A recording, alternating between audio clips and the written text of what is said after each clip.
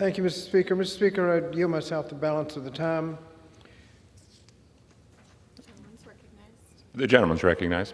Thank you. Mr. Speaker, during this debate, we've heard a lot about ESG investing, and it's clear there's a difference of opinion on it, but whether members of Congress see things the same way is not the point. What matters is that the Biden-Harris rule puts the decision-making when it comes to considering ESG factors where it belongs, in the hands of retirement plan beneficiaries who are best positioned and bound by law that has not changed to act prudently on behalf of plan participants.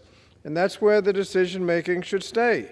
They, not members of Congress, know what's in the best interest of their plan participants, and they are bound by their fiduciary responsibilities to do the right thing. Now, when supporters say that the fiduciary should not consider non-pecuniary factors, they ignore the fact that ESG factors can in fact be pecuniary, because often ESG factors, such as sea level rise, can have a profound effect on the value of an investment.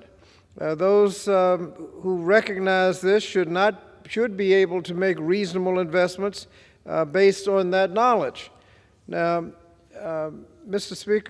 Speaker, I have asked unanimous consent to submit several letters from organizations opposed to HJ Res 30. 83% of institutions that submitted comments were in favor of the underlying rule.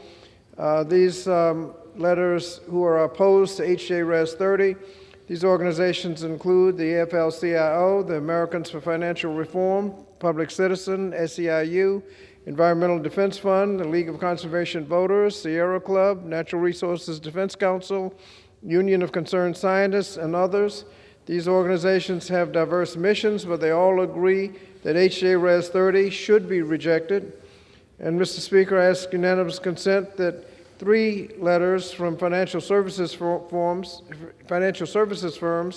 who submitted supportive comments on the underlying rule be admitted to the record. These firms include B&Y Mellon Investment Management, Lazard Asset Management, and Putnam Investment, who have trillions of dollars in assets under management. This is just a small sample of the financial industry's support for the underlying rule.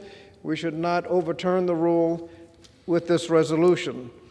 For these reasons, I oppose HJ Res 30 and encourage all members to do the same, and I yield back the balance of